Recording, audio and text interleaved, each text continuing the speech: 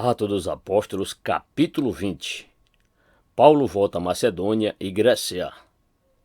Passado aquele alvoroço, Paulo mandou chamar os discípulos e, havendo-os encorajado, despediu-se e partiu para a região da Macedônia. Viajou por toda a região, animando os irmãos com muitas exortações e, finalmente, chegou à Grécia, onde permaneceu por 3 meses. Quando estava pronto para embarcar para a Síria, os judeus moveram uma conspiração contra ele. Por isso, decidiu retornar pela Macedônia, no que foi acompanhado por Sópatro, filho de Pirro, de Bereia, Aristarco e Secundo, de Tessalônica, Gaio, de Derbe, e Timóteo, além de Tíquico e Trófimo, da província da Ásia. Esses irmãos, porém, foram adiante e nos esperaram em Troade. E nós, depois dos dias dos pães sem fermento, navegamos de Filipos e, em 5 dias, nos encontramos com eles no porto de Troade, onde ficamos por mais 7 dias. Paulo ressuscita o jovem Eutico. No primeiro dia da semana, nos reunimos com a finalidade de partir o pão, e Paulo pregou ao povo. Planejando seguir viagem no dia seguinte, continuou falando até a meia-noite.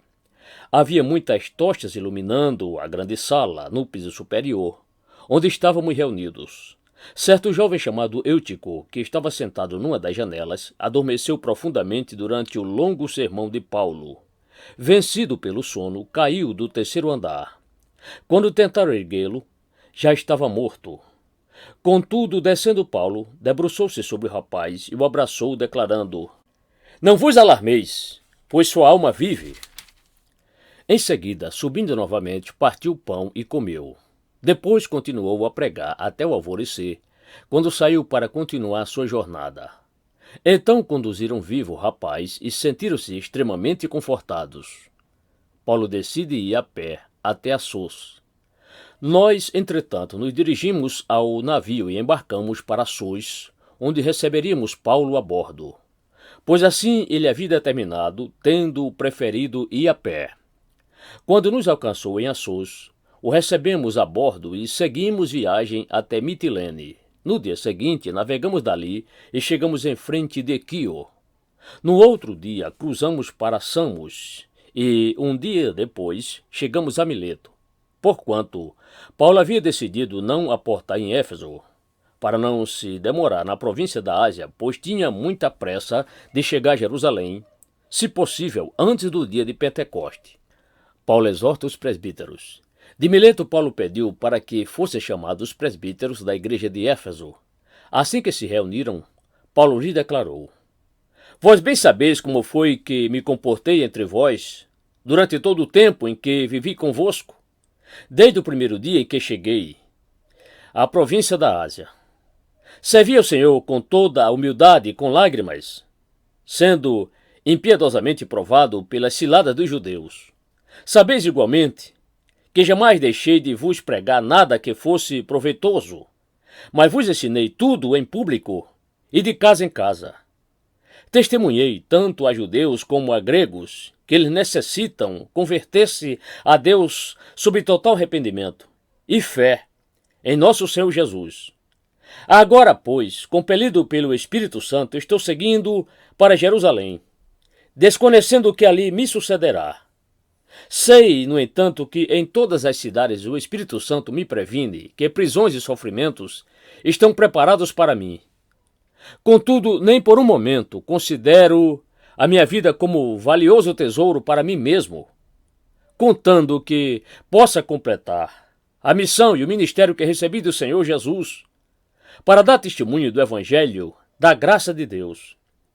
Estou consciente de que, desde agora, nenhum de vós, entre os quais passei ensinando sobre o reino, vereis outra vez o meu rosto.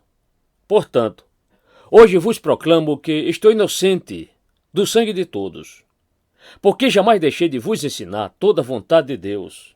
Concluindo, tendo cuidado de vós mesmos e de todo o rebanho sobre o qual o Espírito Santo vos estabeleceu como episcopos, para pastoreares a igreja de Deus, que ele comprou com sangue do seu Filho unigênito.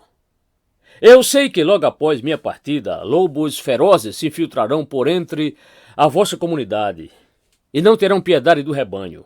E ainda mais, dentre vós mesmos surgirão homens que torcerão a verdade, com o propósito de conquistar os discípulos para si. Por isso, vigiai. Lembrai-vos de que, durante 3 anos, noite e dia, não parei de prevenir a cada um de vós com lágrimas quanto a isso. Agora, pois, eu vos dedico aos cuidados especiais de Deus e à palavra da sua graça, que tem o poder para vos edificar, e da herança entre todos os que são santificados. De ninguém cobicei prata, nem ouro, nem roupas. Vós mesmos sois testemunhas que estas mãos trabalharam para suprir minhas necessidades e a de meus companheiros. Por meio de todas as minhas realizações, tendo-vos mostrado que, mediante trabalho árduo, devemos cooperar com os necessitados, lembrando as palavras do próprio Senhor Jesus: é mais bem-aventurado dar do que receber. Paulo se despede orando com todos. Havendo concluído essas declarações, ajoelhou-se com todos eles e orou. Então abateu-se sobre todos profundo sentimento de tristeza e, abraçando afetuosamente a Paulo, o beijavam. O que mais sensibilizou a todos foi a revelação de que nunca mais veriam o seu rosto. E assim o acompanharam até o navio.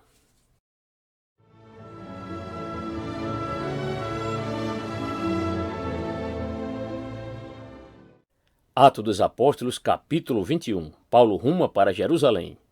Então, após nos apartarmos deles, embarcamos e navegamos diretamente para Cós. No dia seguinte chegamos a Rhodes e dali a Pátara. Encontrando o navio que seguia para a Fenícia, embarcamos e partimos. Ao avistarmos Chipre e seguimos em direção ao sul, navegamos para a Síria. Desembarcamos em Tiro, onde nosso navio deveria ser descarregado. Havendo encontrado os discípulos locais, ficamos com eles 7 dias, e eles, pelo Espírito, recomendavam a Paulo que não seguisse para Jerusalém. Todavia, quando se encerrou nosso tempo naquele local, partimos e demos continuidade à nossa viagem. Todos os discípulos com suas esposas e filhos nos acompanharam até fora da cidade, e ali na praia nos ajoelhamos e oramos. Então nos despedimos uns dos outros, embarcamos, e eles retornaram para suas casas. Concluída a nossa viagem de Tiro, chegamos a Ptolemaida, e depois de saudar a todos os irmãos, passamos o dia com eles. Partindo no dia seguinte, fomos para Cesareia. Ali chegamos e fomos recebidos na casa de Felipe, o evangelista, que era um dos 7. Ele tinha 4 filhas virgens que profetizavam. Demorando-nos ali por muitos dias, desceu da Judéia um profeta chamado Ágabo. Ele chegou com o propósito de falar conosco, e assim que nos encontrou, tomou o cinto de Paulo e, amarrando os seus próprios pés e mãos, profetizou: assim diz o Espírito Santo: desta maneira os judeus em Jerusalém amarrarão o homem a quem pertence esse cinto e o entregarão nas mãos dos gentios. Assim que ouvimos tal revelação, nós e todo o povo local suplicamos a Paulo que não subisse para Jerusalém. Então Paulo declarou: por que fazeis isso? Não choreis, pois assim fazendo partis meu coração. Eis que estou pronto não apenas para ser amarrado, mas também a morrer em Jerusalém, pelo nome do Senhor Jesus. Assim como não nos foi possível demovê-lo, aquecemos e exclamamos: faça-se, pois, a vontade do Senhor. Havendo passado aqueles dias, preparamos as cavalgaduras e subimos rumo a Jerusalém. E alguns dos discípulos de Cesareia nos acompanharam e nos conduziram à casa de Minasson, que era natural de Chipre, um dos primeiros discípulos com quem iríamos nos hospedar. A entrada de Paulo em Jerusalém. Havendo nós chegado a Jerusalém, vieram os irmãos e nos receberam com grande alegria. No dia seguinte, Paulo seguiu em nossa companhia para encontrar-se com Tiago, e todos os presbíteros estavam reunidos. Então Paulo os saudou e passou a relatar-lhes em detalhes o que Deus havia realizado entre os gentios por intermédio do seu ministério. Ouvindo isso, eles glorificaram a Deus e declararam-lhe: bem vês, irmãos, quantos milhares de judeus têm crido, e todos são zelosos da lei. Porém, eles têm sido informados a teu respeito de que ensinas todos os judeus que estão entre os gentios a se afastarem de Moisés, pregando que não circuncide seus filhos, nem tampouco ande segundo as tradições e costumes? Que faremos, portanto? Certamente todos saberão que chegaste. Faze, pois, o que te vamos orientar. Estão conosco 4 homens que fizeram um voto. Participa com esses homens dos rituais da purificação e paga as despesas deles para que rapem a cabeça. Dessa forma, todos observarão que é falso o que ouviram a teu respeito e que, em verdade, tu mesmo continuas andando sob absoluta obediência à lei. Entretanto, quanto aos gentios que se converteram, já lhes escrevemos a nossa determinação para que se abstenham de comer qualquer alimento oferecido aos ídolos, do sangue, da carne de animais estrangulados e de todo tipo de imoralidade sensual. Diante disso, no dia seguinte, Paulo levou consigo aqueles homens e passou com eles pelos rituais de purificação. Em seguida foi ao templo para declarar o prazo do cumprimento dos dias da purificação e da oferta que seria consagrada individualmente em favor deles. Paulo é agredido e preso. Contudo, quando os 7 dias estavam quase terminando, alguns judeus da província da Ásia, observando Paulo no templo, incitaram toda a multidão e o agarraram, esbravejando: Homem de Israel, ajudai! Este é o homem que por toda parte prega a todos contra o nosso povo, contra a lei e contra este lugar. Além de tudo, introduziu gregos no templo e profanou este santo lugar. Diziam isso, pois o haviam visto na cidade com Trófimo, o Efésio, e presumiram que Paulo havia trazido ao templo. Por esse motivo, toda a cidade se alvoroçou e houve grande ajuntamento de pessoas. Então, agredindo Paulo, arrastaram-no para fora do templo e, em seguida, as portas do templo foram fechadas. Paulo é salvo da fúria do povo. Enquanto estavam tentando matá-lo, chegou ao comandante das tropas romanas a informação de que toda a cidade de Jerusalém estava sob grande tumulto. Então, no mesmo instante, reuniu alguns de seus soldados e oficiais e correu até o centro da multidão alvoroçada. Quando viram o comandante com seus soldados, pararam de espancar Paulo. Assim que chegou, o comandante mandou prender a Paulo e ordenou que ele fosse algemado a 2 correntes. Depois interrogou quem era ele e o que havia feito. E do meio da multidão, uns gritavam de uma maneira e outros de outra. Sem conseguir deduzir a verdade por causa do alvoroço, ordenou que Paulo fosse levado para a fortaleza. Ao chegar às escadas, a violência da multidão era tão feroz que Paulo precisou ser carregado pelos soldados. E a multidão que os seguiam não parava de gritar: Mata-o! Paulo fala da sua missão em Cristo. Pouco antes de ser levado para dentro da fortaleza, Paulo solicitou ao comandante: Tenho permissão para te dirigir a palavra? Então o comandante lhe indagou: Falas a língua grega?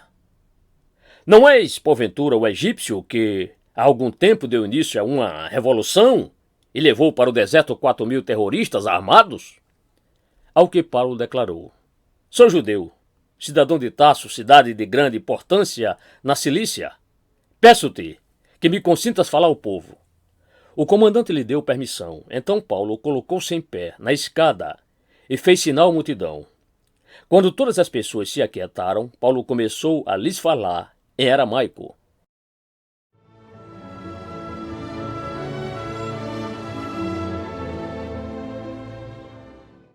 Atos, capítulo 22. O discurso de defesa de Paulo. Irmãos e pais, dai ouvidos à minha defesa, que neste momento apresento diante de vós. E assim que ouviram que lhes falava em aramaico, guardaram o mais atento silêncio. Então Paulo declarou: Sou judeu, nascido em Tarso da Cilícia, mas criado nesta cidade. Fui educado rigorosamente na lei de nossos antepassados, aos pés de Gamaliel, sendo tão zeloso por Deus, assim como estáis sendo vós neste dia. Persegui os seguidores do caminho até a morte, algemando tanto homens quanto mulheres e jogando-os no cárcere.